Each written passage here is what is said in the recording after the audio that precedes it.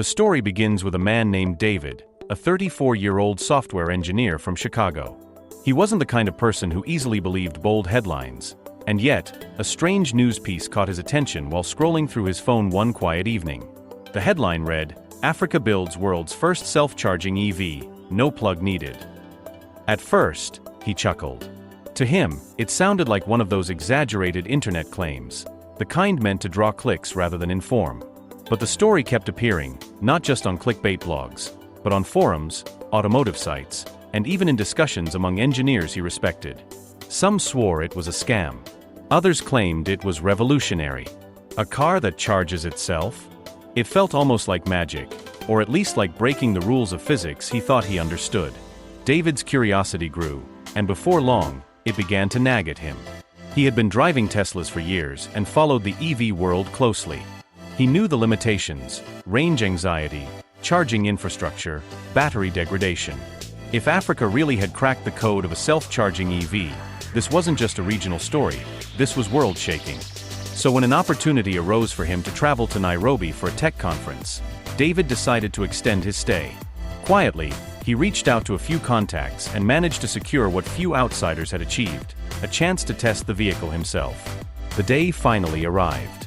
He found himself standing in front of a modest facility on the outskirts of Nairobi, surrounded by red soil roads, the distant sound of motorbikes, and the warm sun overhead. He expected something glossy and corporate, but what he saw was almost the opposite. The building looked like an upgraded workshop: corrugated metal roofing, solar panels glinting in the sunlight, and a small fleet of vehicles parked outside.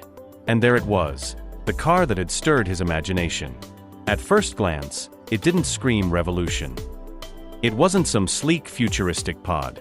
Instead, it looked like a practical compact SUV, the kind you'd expect to see navigating both urban streets and rural trails. The difference was in the details. Its bodywork had subtle paneling, hints of integrated solar skin, and a faint hum seemed to rise from it even while idle, as though energy pulsed inside waiting to be unleashed. A man approached, tall, with bright eyes and the quiet confidence of someone used to skepticism. "You must be David," he said, extending a hand. "I'm Kamau. Welcome. You've come a long way to see if this is real." David laughed lightly, shaking his hand.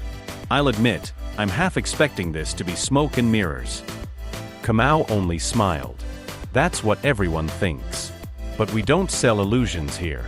We build a solution." They walked closer to the car, and David couldn't help but touch the surface. It was warm, but not hot, like it was alive under the sun. Kamau explained the basics, without going into too much proprietary detail. The vehicle used a layered system of harvesting and regenerating energy. Solar panels were part of it, yes, but not the core. A dynamic kinetic system allowed the car to recapture more than just braking energy. It was designed to convert multiple motions, vibrations, even airflow into usable electricity. Combined with advanced solid-state batteries and a new kind of control software, the car practically fed itself. David's rational mind wanted to poke holes, to argue about conservation of energy, but standing here, seeing the vehicle, he realized the only real way to judge was to drive. "Shall we?" Kamau gestured toward the driver's side.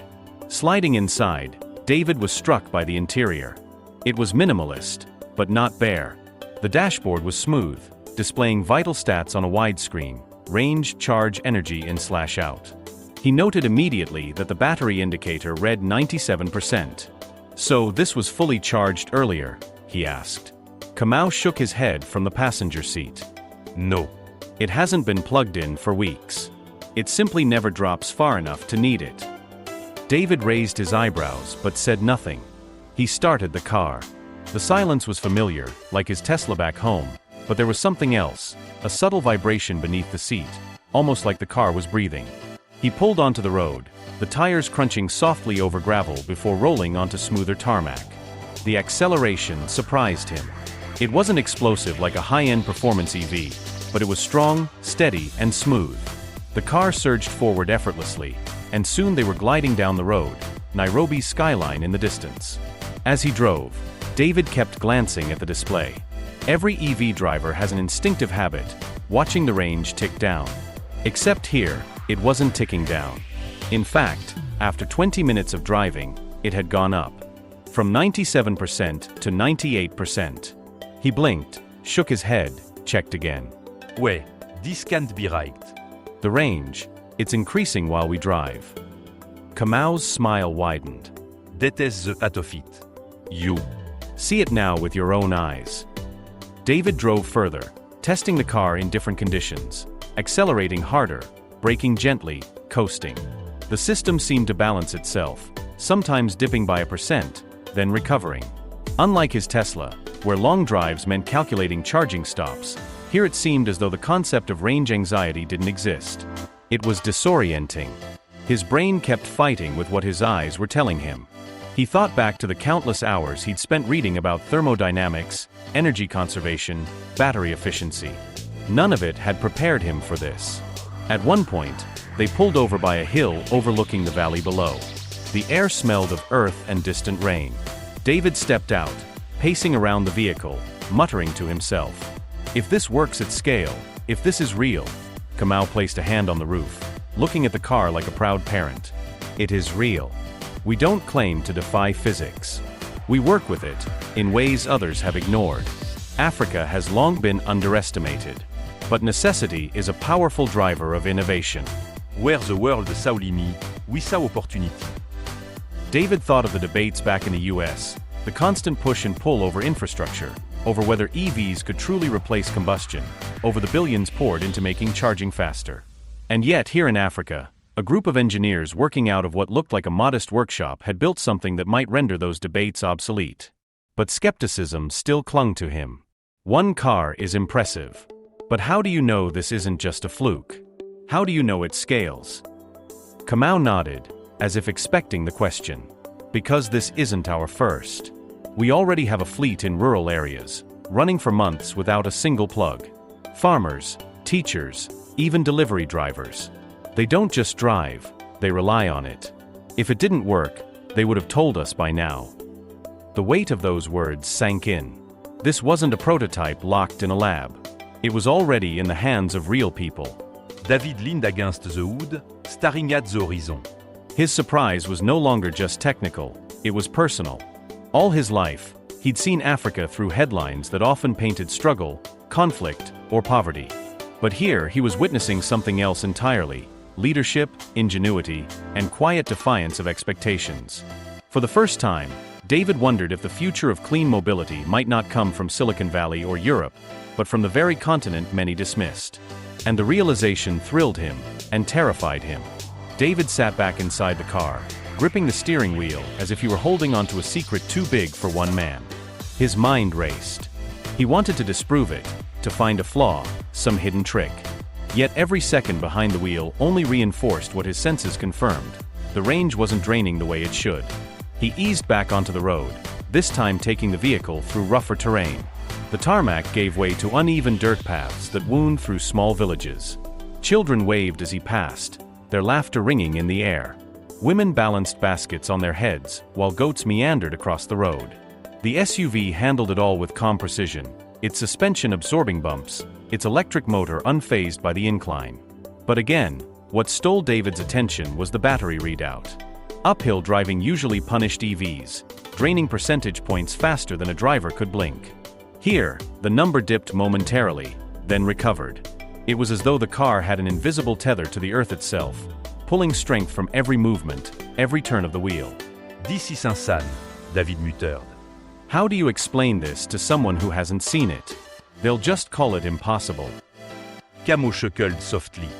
That is why we don't waste time convincing those who do not wish to believe. We let the results speak. And when the people who drive them stop worrying about charging stations, the truth spreads on its own.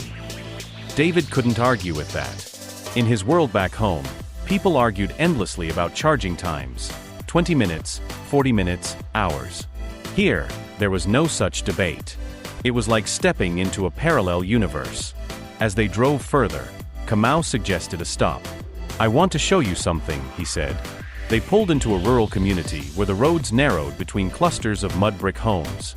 David expected curious stares, but instead what he saw astonished him. 2 more of the same self-charging vehicles, dusty but running strong, parked outside. One belonged to a teacher who was about to drive to the nearby school. Another, to a farmer transporting crates of produce. The farmer, a wiry man with sun-darkened skin, approached with a grin. "Ah, Kamau. You brought a visitor." "This is David," Kamau said. "He came from America to see if our cars are real." The farmer laughed, slapping the side of his SUV. "Real enough to carry my crops every week. Before this, I used a motorbike. It took me 3 trips. Now, I do it in 1. And no petrol costs." David asked carefully, "So you've never had to plug it in?" The farmer shook his head. "Plug? No. It lives." I drive. It keeps going. Simple. The simplicity of his words hit David harder than any technical explanation. Here was a man with no interest in engineering jargon or marketing hype. For him, the vehicle was not a marvel, it was a tool that worked. That was the real test. As the teacher drove past, children piled into the back seats, laughing and shouting. The hum of the car blended with their joy. David couldn't help but smile. But then the doubts returned. He turned to Kamau. "If this is so good, why isn't the world screaming about it? Why isn't every country rushing to license this technology?" Camões expression sobère. Because the world is not as simple as invention. There are politics. There are patents. There are those who profit from keeping the old systems alive. Do you think oil companies will clap their hands and celebrate this? Do you think established automakers will surrender their billions in charging networks overnight? No. They will resist. David nodded slowly. He had seen it before, breakthroughs buried by bureaucracy, innovation throttled by vested interests. But we are not waiting for their permission, Kamau continued firmly. Africa cannot afford to wait. Our people need solutions now, not in 20 years. So we build, we test, and we grow. If the world wants to join later, they will. If not, we will move forward anyway. The conviction in his voice struck David deeply. This wasn't a pitch. It wasn't about shareholders or quarterly profits. It was about survival, about dignity, about rewriting the story of a continent that had too long been cast as dependent on others. They spent the rest of the day driving. David pushed the car harder, testing every limit he could think of. He sped down highways, crawled up rocky paths, idled for long stretches. The battery danced within a narrow band, never dropping below 94%, never rising above 99%. It was as though the car had reached a natural equilibrium, a self-sustaining cycle that balanced perfectly with the demands placed upon it. As the sun began to set, painting the sky in shades of orange and purple, David pulled over once more. Et sat in silence, staring at the horizon. "You look troubled," Camões said quietly. "I am," David admitted. "Because if this is real, and I can't deny it anymore, then everything I thought I knew about the future of transportation just got turned upside down. And I don't know if the world is ready for it." Kamau looked out at the fading light. "The world is rarely ready for change." "But change comes anyway." David let out a lombrice. His skepticism had crumbled. In its place was awe and fear. Because he realized something else. If this technology was as disruptive as it appeared, Africa wasn't just entering the race. Africa was about to lead it. And he knew the world would not sit quietly while that happened.